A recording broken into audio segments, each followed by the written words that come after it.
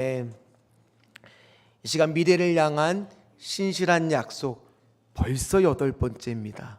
오늘 제목이 뭐예요? 멈춤 다시 기초로 돌아갈 때. 우리 다 같이 한번 외쳐볼까요? 멈춤 다시 기초로 돌아갈 때. 오늘 이 제목으로 같이 은혜를 나누겠습니다. 소통 강사로 스피치 강사로 유명한 김창옥이라는 분이 있습니다. TV 출연도 많이 했으니까 한 번쯤은 이름을 들어보셨을 겁니다. 근데 작년에 이제 이분에 대한 기사가 나왔는데 공중파 뉴스에도 나올 정도로 큰 이슈가 되었습니다. 왜냐하면 이분이 이제 고백을 하는데 요즘에 자꾸 숫자에 대한 스트레스를 많이 받고 있다라고 고백을 하는 거예요. 왜냐하면 전화번호 같은 것들이 잘 생각이 안 난다라고 합니다. 근데 우리도 종종 그러지 않습니까? 별로 그러지 않으신가 보네요. 전화번호 가끔 생각 안 날 때가 있잖아요. 근데 이분은 거기를 더 나가서 자기 집이 몇 동 몇 호인지까지 잘 생각이 안 난다라고 합니다. 그래서 뇌신경센터에 가서 이제 정밀 검사를 좀 해보니까 어쨌든 간에 1차 진단은 뭐냐면 알츠하이머가 의심이 된다라는 의사의 소견서를 받고 깜짝 놀랐다라는 거예요. 그래서 일단은 치료를 시작을 했다라는 기사가 났는데 이분이 자기 책에서도 고백했듯이 자기는 커피를 싫어하는 줄 알았대요. 그래서 왜 커피를 싫어하냐 곰곰이 생각해 보니까 자기가 커피를 싫어했던 게 아니라는 겁니다. 커피를 싫어했던 게 아니라 커피를 마시면서 가지고 있던 그 잠깐의 시간, 여유, 그게 늘 낯설고 두려워서 커피를 싫어했다라고 고백을 하는 거예요. 그만큼 바쁘게 살았고 늘 강연 속에서 늘 스케줄 속에서 시달려 왔다라는 거예요. 당연히 그랬겠죠. 왜냐하면 한국을 대표하는 분이었기 때문에 너무너무 잘 나갔거든요. 너무 스케줄이 바빴거든요. 우리도 속담 중에 많이 듣는 말 중에 이런 말이 있잖아요. 물 들어올 때 뭐 해야 돼요? 노저란 말 들어보셨잖아요.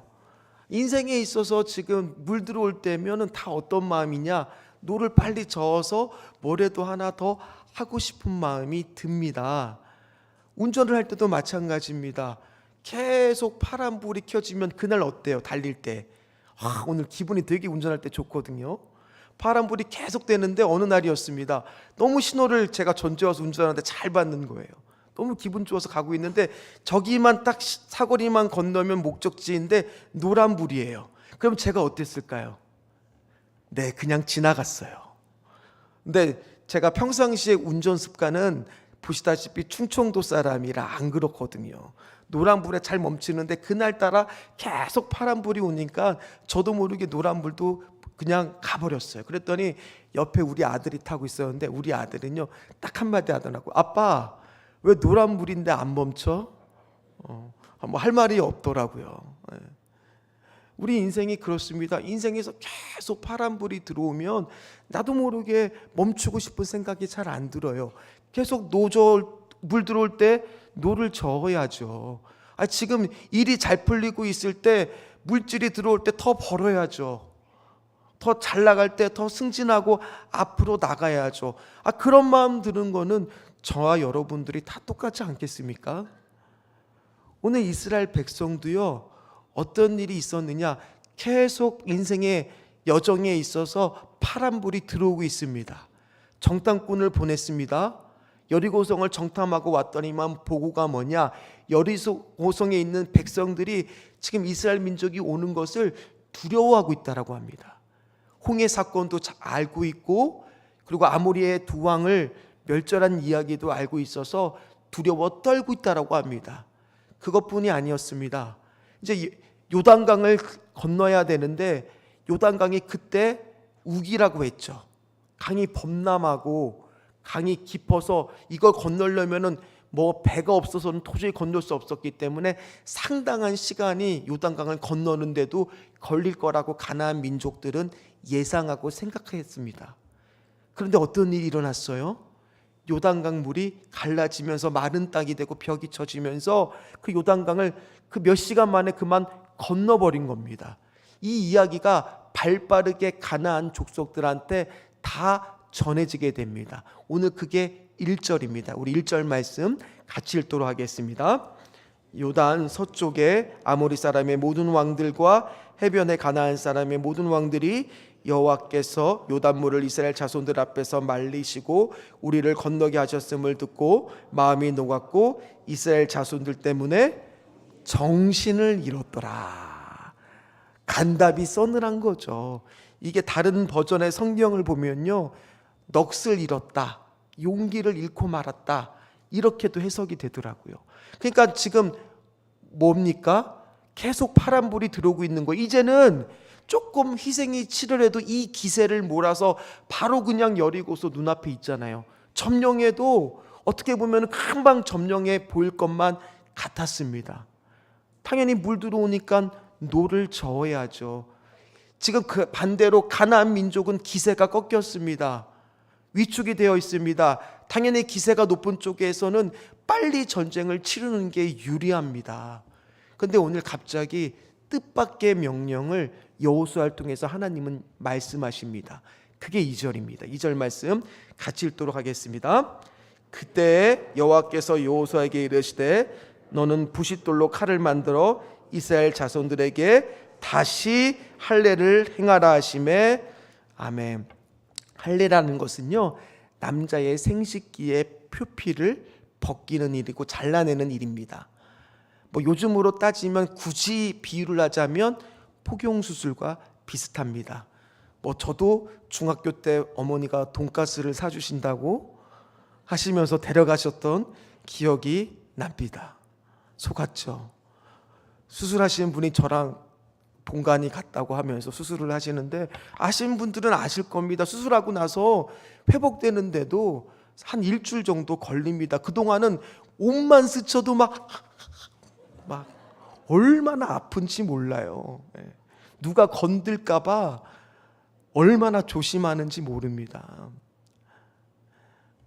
그런데 그 당시에는 마취제가 있습니까? 항생제가 있습니까? 진통제가 있습니까? 그거 수술하고는 다 누워갖고 그냥 아이고 다 그러고 있는 거예요. 나을 때까지, 아물 때까지는 아무것도 할 수가 없는 겁니다. 근데 오늘 이 수술을 누가 받느냐?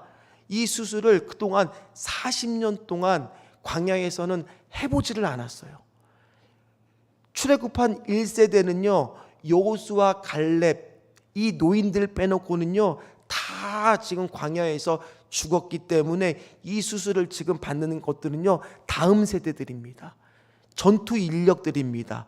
수술을 받고 나서는 꼼짝도 없이 지금 다 누워 있어야 되는데, 이때 만약 여리고성에서 쳐들어온다면 어떻게 되느냐?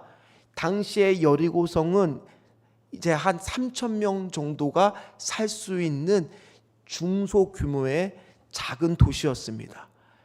그에 비해서 이스라엘 민족은 200만이나 되는 거대합니다. 숫자적으로는 비교가 안 되죠. 그러나 성경에 보니까 단 2명이 한 민족을 멸절한 사건이 있는데, 그게 창세기 34장에 소개가 되고 있습니다.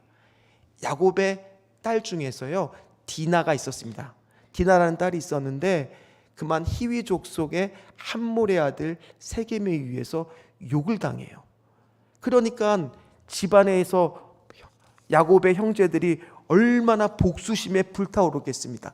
저거 원수를 한번 갚아야 되는데 방법이 없는 거예요. 왜냐하면 저들은 우리보다 숫자도 많고 인원도 더 많은 뿐만 아니라 무기도 좋고 하니까 어쩔 수 없는데, 뜻밖의 함몰이 와서 제안을 합니다. 내 아들과 디나를 결혼시킵시다. 그랬더니 제안을 하는데 뭐냐? 우리가 결혼하려 그러면 할례를 행해야 됩니다 라고 제안을 합니다. 그래서 그걸 좋게 여겨서 그 함몰과 세겜과 모든 히위 족속의 사람들이 할례를 받습니다. 그랬더니 그날 3일이 지나고 나서 시므온과 레위 단 2명이었어요. 2명이 가서 거기 남자들을 싸그리 다 살해하고 맙니다. 그만큼 할례를 받고 나면요 아무것도 할 수 없는 상태라는 거예요. 오늘 지금 중요한 전쟁을 앞두고 나서 아니 이거 자칫하다가 이게 적의 소식에 들어가면은 낭패를 볼 수 있는 이 중요한 순간에 하나님은 왜 하필 오늘 할례를 행하라고 했을까? 그 이유가 있다는 거겠죠. 왜 갑자기 잘 달리고 있는데 빨간불을 켜실까? 왜 브레이크를 잡으라고 하실까? 왜 멈추라고 하실까? 이유가 있겠죠.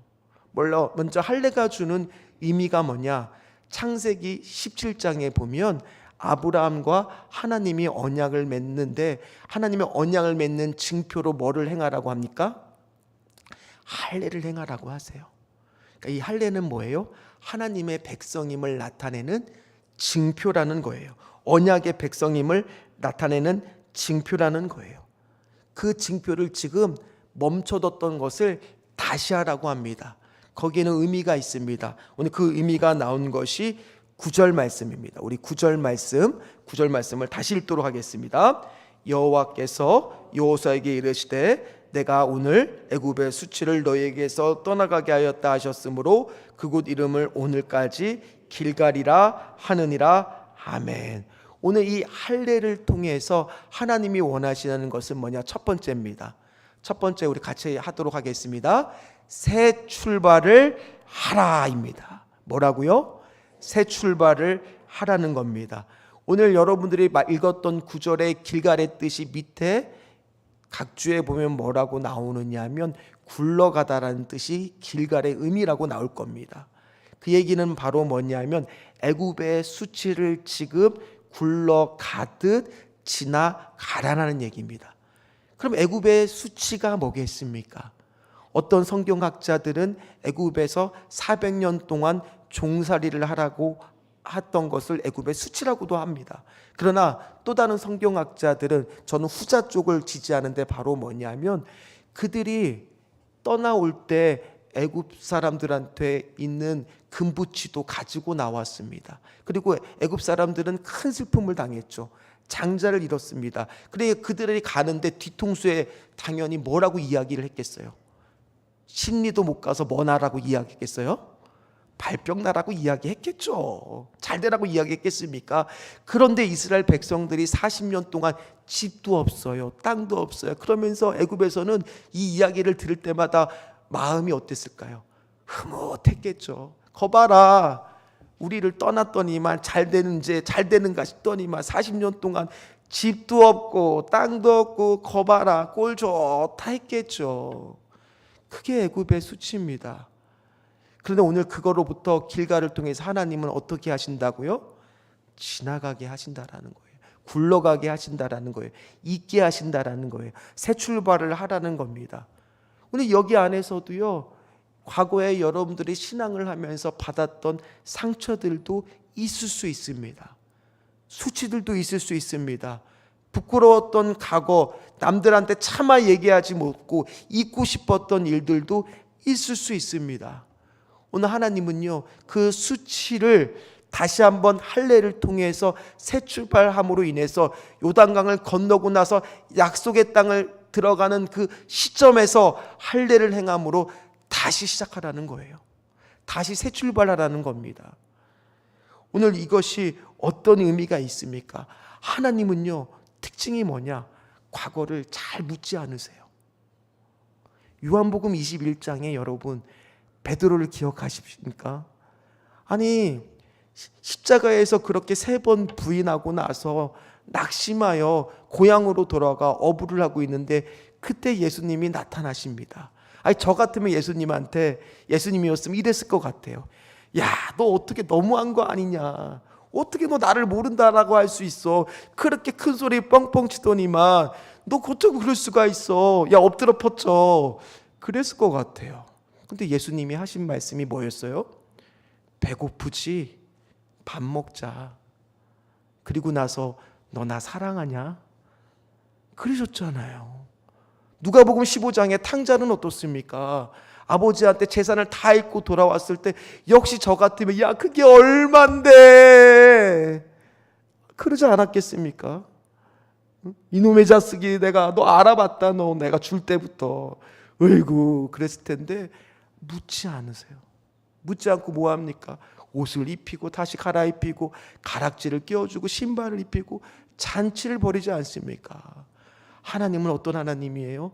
과거를 묻지 않으세요. 다시 오늘도요, 할례를 통해서 먼저 명령하신 분은 누구십니까? 하나님입니다. 오늘 새 출발을 명령하시는 분은 누구세요? 다시 기회를 주시는 분은 누구세요? 하나님이라는 겁니다. 그 하나님께서 오늘 언약의 백성으로 다시 새 출발을 하라고 합니다. 그럼 할례가 주는 의미가 무엇이 또 있느냐? 골로새서 2장 11절에서 12절에 보면 이렇게 또 나와 있습니다. 같이 읽도록 하겠습니다. 또 그 안에서 너희가 손으로 하지 아니한 할례를 받았으니 곧 육의 몸을 벗는 것이요 그리스도의 할례니라. 너희가 세례로 그리스도와 함께 장사되고 또 죽은 자들 가운데서 그를 일으키신 하나님의 역사를 믿음으로 말미암아 그 안에서 함께 일으키심을 받았느니라. 아멘. 결국에는 그리스도와 함께 옛사람은 죽고 새 사람을 입는 의미가 있는 것이 바로 뭐예요? 할례라는 겁니다. 오늘 저와 여러분들은 새 사람이 되신 줄 믿습니다. 새 사람이 되었다는 의미는 우리의 옛 모습에서 조금 수정되고 고쳤다는 것이 아니라 완전히 새롭게 되었다는 의미입니다. 오늘 하나님은요, 2024년 저와 여러분들에게 다시 출발할 수 있는, 과거의 수치를 잊고 상처를 잊고 아픔을 잊고 부끄러움을 잊고 다시 출발할 수 있는 기회를 주시는 분이라는 거예요. 또 한편 신명기 30장 6절에는 할례를 또 이렇게 이야기를 합니다. 같이 읽도록 하겠습니다. 내 하나님 여호와께서 내 마음과 내 자손의 마음에 할례를 베푸사 너로 하여금 마음을 다하여 뜻을 다하여 내 하나님 여호와를 사랑하게 하사 너로 생명을 얻게 하실 것이며 아멘. 신명기 30장 6절 말씀에 보니까 마음의 할례를 받으래요. 근데 그 마음의 할례가 뭐라고 오늘 성경에는 나와 있어요? 마음과 뜻을 다하여 누구를 사랑하라고요? 하나님을 사랑하라고요. 이제 앞으로 가나안 땅에 새로운 출발을 할 때 너희 신앙에 멈추라고 내가 명령을 내는 이 할례를 행하라는 이유는 다시 언약의 백성으로 새롭게 시작을 하라는 거고, 거기에는 반드시 뭐가 또 있다. 마음의 할례를 받은 것처럼 하나님을 다시 사랑하라고, 마음과 뜻을 다하여 하나님을 사랑하라고 오늘 그렇게 이야기하고 있다는 거예요. 여러분들은 어떻습니까? 여러분들은 지금 하나님 앞에 그렇게 새로운 출발을 2024년 할 마음으로 이 자리에 나오셨습니까? 그렇게 나오시기를 주의 이름으로 축원합니다. 그리고 할례를 행해야 될 또 중요한 현실적인 이유가 있었습니다. 그게 10절입니다. 10절 말씀을 같이 읽도록 하겠습니다. 또 이스라엘 자손들이 길갈에 진쳤고 그달 14일 저녁에는 여리고 평지에서 유월절을 지켰으며, 자, 유월절을 이제 14일에 지켰습니다. 원래 요 앞장 4장 19절에 보면 요단강을 건넌 날짜가 나옵니다. 날짜가 뭐라고 나오느냐? 제가 읽어드리면 첫째 달 10일에 백성이 요단에서 올라와 여리고 동쪽 경계 길갈에 진침해. 자, 그러면 올라온 게 며칠이에요? 10일이고 지금 유월절을 지킨 게 뭐예요? 중간에 할례를 행하고 나서 14일이니까 겨우 며칠밖에 안 지났습니까? 4일 정도밖에 지나지 않았습니다. 아직 몸도 회복되지 않았는데 하나님은 유월절을 지키라라고 명령합니다. 왜 그렇게 유월절을 꼭 지키라라고 이야기를 또 했을까? 할례해갖고 몸도 회복하기도 급급한데 이유가 있습니다. 출애굽기 12장 48절을 보면 이렇게 나옵니다. 우리 같이 읽도록 하겠습니다. 출애굽기 12장 48절입니다. 너희와 함께 거류하는 타국인이 여호와의 유월절을 지키고자 하거든 그 모든 남자는 할례를 받은 후에야 가까이하여 지킬지니 곧 그는 본토인과 같이 될 것이나 할례 받지 못한 자는 먹지 못할 것이니라. 아멘. 즉 지금 흐름을 알겠죠.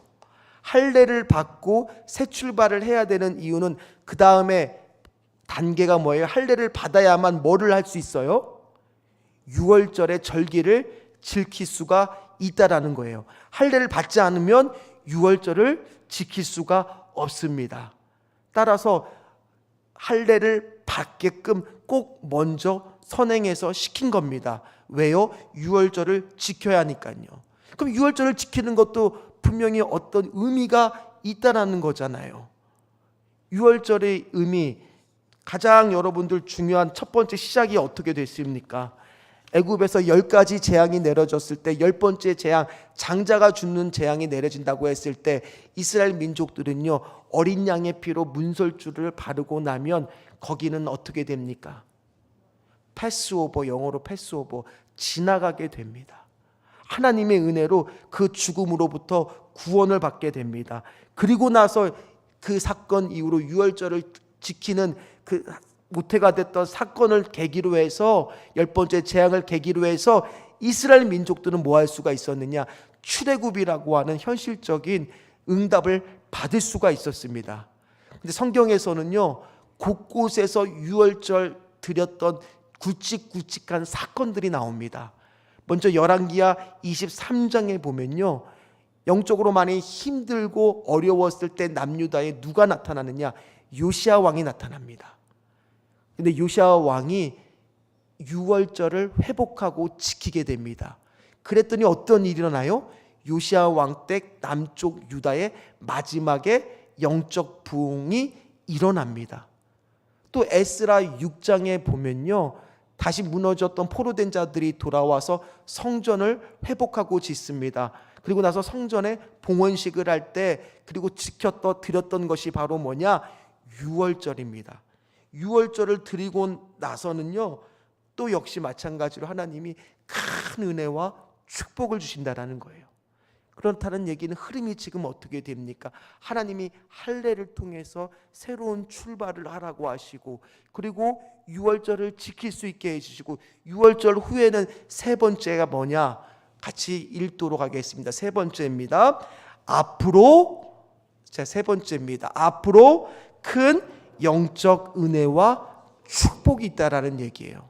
이제 유월절과 할례를 지키고 나서 이스라엘 민족은 어디로 지금 가고 있고 첫 발을 띄고 있습니까?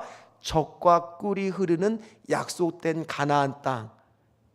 이제 그걸 통해서 하나님이 영적인 큰 축복도 주실 것이고 생업의 은혜도 허락해 주신다라는 얘기예요. 그게 오늘 어디에 나와 있느냐? 12절 말씀입니다. 우리 12절 말씀을 같이 읽도록 하겠습니다. 또 그 땅에 소산물을 먹은 다음 날에 만나가 그쳤으니 이스라엘 사람들이 다시는 만나를 얻지 못하였고 그의 가나안 땅에 소출을 먹었더라. 아멘. 어렸을 때 어머님이 곰탕을 끓여주시고 가면 그게 좋은 것만은 아니었습니다. 한 이틀을 어디 가시면서는 같은 메뉴를 이틀만 먹어도 어때요? 질릴 수가 있잖아요. 그런데 그날 이스라엘 민족은요 40년 내내 만나만 먹다 보니까 어느 날은 얘기하잖아요. 고기 좀 먹게 해주세요. 그만큼 만나가 아무리 꿀송이 같은 단 거라고 해도 계속 먹다 보면 물릴 수가 있고 질릴 수가 있습니다. 그리고 이 만나는 모든 사람들에게 다 공평하게 배분이 되었습니다. 근데 이제 만나가 그치고 나면 이제는 어떤 일이 발생합니까? 그 땅에 소산물로 먹게 됩니다. 그 얘기는 가나안 땅이 어떤 땅이었어요? 젖과 꿀이 흐르는 땅입니다. 여기서 젖이라고 하는 것은 목축을 이야기하겠죠. 목축을 통해서 하나님이 생업의 은혜를 허락해 주시고, 꿀이라고 하는 것은 뭐겠습니까? 시럽입니다. 시럽. 허니가 아니라 시럽입니다. 그러니까 벌꿀에서 나오는 그 꿀이 아니라 우리가 과일, 사과도 맛있는 사과를 딱 쪼개 보면 안에 뭐가 들어있어요? 꿀이 들어있는 거잖아요. 그것처럼 농축, 농업을 통해서 하나님이 흐르게 하고 축복해 주신다라는 의미예요. 그러니까 지금 하나님께서 이 유월절을 지킴으로 인해서 가나안 땅에 들어가면 땅의 소산물을 먹는데, 내가 하나님 말씀에 순종해서 열심으로 내가 농사를 지었을 때 하나님은 내 생업에도 뭐를 주신다라는 얘기예요? 축복을 주신다라는 거예요. 수고함으로 먹을 수 있게 해주신다라는 얘기예요. 따라서 이 유월절을 통해서 하나님이 주시려고 하는 은혜가 바로 뭐냐 하면 영적인 큰 부흥과 함께 생업의 축복이라는 겁니다. 아니 우리 같아서는 당장 인생에 파란불이 켜지고 물 들어오면 노져야죠. 그런데 하나님은요 계속 이스라엘 민족들한테 빨간 신호등을 주세요. 오늘 가만히 말씀을 보면요, 요단강을 건넜을 때도 바로 요단강에 도착하자마자 막 영화의 한 장면처럼 막 CG처럼 막 물이 갈라지고 막 마른 땅이 나타나고 바로 건너게 하실 수도 있는데, 요단강에서도 3일 동안 머물라라고 명령을 하세요. 그리고 요단을 지금 건너고 나서도 길갈이라고 하는 곳에서도 지금 할례와 유월절을 통해서 다시 한번 하나님의 언약 백성으로, 그리고 그걸 통해서 유월절을 지킴으로 영적 부흥과 생업의 은혜를 허락하시고, 그리고 나서 하나님과의 관계를 재정립하고 나서 그 다음이 바로 뭐냐? 여리고로 가라, 이렇게 하고 계신다라는 얘기예요. 멈추라고 이야기하신다라는 얘기예요. 이 말씀을 준비하면서 하나님, 이 말씀이 우리 신전주 교회에는 어떻게 하나님 아버지 적용될 수 있겠습니까? 제가 물어봤지 않겠습니까? 기도하면서 주셨던 하나님의 감동은 바로 뭐였느냐? 토요일이었습니다. 제가 토요일 날 아침에 이제 찬양을 듣는데 우연찮게 하나님의 섭리겠죠. 하나님의 부르심이라고 하는 찬양을 듣는데 저도 모르게 요즘에 여성 호르몬이 증가했나? 이렇게 눈물이 막 이렇게 뚝뚝 떨어지는 거예요. 저도 모르게. 그러면서 하나님이 감동을 주는데 뭐냐면, 제가 후임 목사로 신전주 교회에 왔을 때 저 안에도 이것도 해보고 싶고 저것도 해보고 싶고 이것도 좀 빨리 해보고 싶은 그런 욕심들이 없었겠습니까? 그러면서 하나님 기도하면서 하나님 이것도 해보고 싶고 저것도 해보고 싶고 이것도 해보고 싶은데, 하나님은 그게 먼저가 아니다라는 마음을 주시는 거예요. 그러면 하나님, 신전주 교회는 과연 뭐가 할례고 뭐가 유월절입니까? 물었을 때 하나님이 주셨던 감동은 뭐냐면, 먼저 가정 예배를 회복해라. 먼저 새벽 기도를 회복해라. 그런 감동을 주시는 거예요. 아버지께서 신전주 교회 그러면 길갈의 12도는 뭐가 되겠고, 할례는 뭐가 되겠고, 유월절은 뭐가 되겠습니까? 물으셨을 때 주셨던 감동은 다시 한번 새벽 기도의 11조를 통해서 성도들이 다시 기도하게끔 해라. 다시 가정 예배를 통해서 가정 안의 예배를 회복하게 하라. 그거였습니다. 우리 오늘 다시 멈춰야 됩니다. 우리 안에도 여러분들 새로운 목사가 왔을 때 여러분들도 많은 기대감들이 있을 겁니다. 욕심도 있을 겁니다. 요구사항도 있을 겁니다. 저도 압니다. 들을 겁니다. 여러분들이 어떠한 얘기들을 하든지 저는 마음을 활짝 열고 다 들을 겁니다. 그러나 먼저 우리가 선행돼야 될 것은 뭐냐? 말씀과 기도로 하나님과의 관계를 정립하는 거였어요. 그래서 이제 다음 주부터 주보에도 이제 새벽기도 2월 달에 하나님이 어떤 말씀을 하면 좋을지도 벌써 응답을 저를 통해서 감동을 주셨고요. 그 말씀을 준비할 겁니다. 그리고 그거에 대한 소개하는 광고들이 이미지로 실리게 될 거고요. 그리고 저희 가족도 이 말씀을 순종하기 위해서 어제 토요일에 가정 예배를 드렸습니다. 다행히 아이들이 잘 순종해 주셨습니다. 그래서 사진을 이제 인증샷을 찍으려고 사진을 찍는데 막내가 자꾸 이렇게 화면에서 벗어나갖고 여러 번을 찍었는데, 어쨌든 여러분들이 그 사진을 이따 광고에도 이야기했지만 좀 보내주시고, 가정 예배 드렸던 그 은혜나 사연들, 또 여러분들 기도 제목들을 보내주시면 이 주보를 통해서 익명으로 실으면서 계속 성도님들과 소통하려고 합니다. 그래서 여러분들이 어떤 은혜가 있고 어떻게 가정이 회복이 되고 바뀌는지를 여러분들이 계속 증거가 돼서, 우리 안에도 뭐가 있어야 돼요? 길갈의 12돌이 있어야죠. 어떻게 하나님께서 길갈의 12돌에서 우리의 수치들을, 우리의 상처들을, 우리의 아픔들을 굴러가게 하실 건지 보여주셔야죠. 그게 하나님 할례고 유월절이 그 표식이라면, 하나님 우리를 통해서 이것을 잘 지나갔을 때 하나님은 그 다음에 뭐를 주신다라고요? 우리 신전주 교회에 영적 부흥을 주신다라고요. 그 다음에 영적 부분만 주신 게 아니라 젖과 꿀이 흐르는 가나안 땅의 생업의 은혜도 하나님께서 허락해 주신다고요. 그리고 나서 그 다음이 여리고성이라는 거예요. 어떤 분은 물을 수 있습니다. 왜 하필 이때입니까? 왜 하필 지금입니까? 여러분, 배터리도요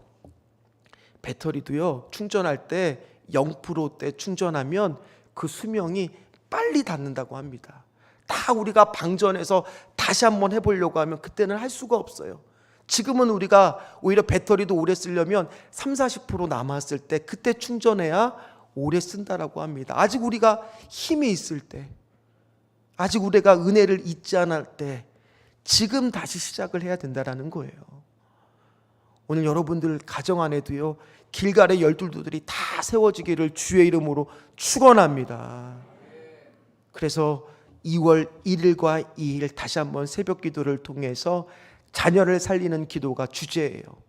자녀를 살리는 기도를 통해서 가정이 회복이 되고 교회가 다시 회복이 되고, 또 그뿐만 아니라 지금도 여태까지도 40년 잘해왔지만은 앞으로 더 잘하기 위해서 하나님 앞에 다시 회복하는 시간, 다시 일어나는 시간, 우리가 할례를 받고 유월절을 드림으로 인해서 하나님 앞에 다시 관계가 언약 배선으로 새롭게 되는 시간, 하나님을 사랑한다고 마음의 할례로 고백하는 시간이 되시기를 주의 이름으로 축원합니다. 말씀을 마무리를 하겠습니다. 저는요, 우리 신전주 교회가 이 할례와 유월절, 즉 가정 예배와 새벽 예배 회복을 통해서 정말 신앙의 부모 세대는 신앙의 전성기가 다시 오시기를 주의 이름으로 축원합니다. 그리고 자녀 세대들은요, 신앙의 전성기로 좀 들어가게 되기를 주의 이름으로 축원합니다. 그런 영적 축복과 은혜들이 회복이 되었을 때 우리의 모든 어두웠던 과거들, 어두웠던 과거라고 해서 또 오해하지 마십시오. 우리 교회가 어두웠다는 게 아니에요. 혹시나 이 중에서 그런 분들이 있었다라면 그 모든 과거들, 상처들, 어려웠던 것들 하나님이 길갈에서 다 뭐하게 하신다고요? 굴러가게 하실 겁니다. 그리고 하나님께서 새로운 관계로 정립되면서 은혜들을 허락해 주실 것입니다. 생업의 은혜도 허락해 주실 거고요, 큰 영적 축복도 오실 거고요, 여러분들이 이 예배 자리에 나오는 것이 기쁨이 넘치고, 오늘은 어떤 말씀의 은혜를 주실까, 그 말씀 가지고 밖에 나가서 일주일 동안 또 열심히 또 여리고성을 무너뜨리고 그 힘을 얻게 하는 데는 첫 번째, 하나님 오늘 우리에게 빨간 신호등을 먼저 주세요. 당연히 저도 많은 걸 같이 하고 싶습니다. 그러나 여리고성을 가기 전에 뭐부터? 하나님은 멈추라는 거예요. 다시 기초로 돌아가라는 겁니다. 다시 예배의 자리로, 다시 기도의 자리로 돌아가서 하나님과의 관계를 새 출발하고 다시 시작했을 때 그 다음이 바로 뭐냐? 여리고성이 무너지고 젖과 꿀이 흐르는 땅이 오게 되는 하나님의 놀라운 언약의 말씀이, 신앙의 전성기가 우리 신전주 교회에 다 한 분 한 분들 우리 교회에 임하게 될 줄 믿습니다. 믿습니다. 지금이 바로 그때일 줄 믿습니다.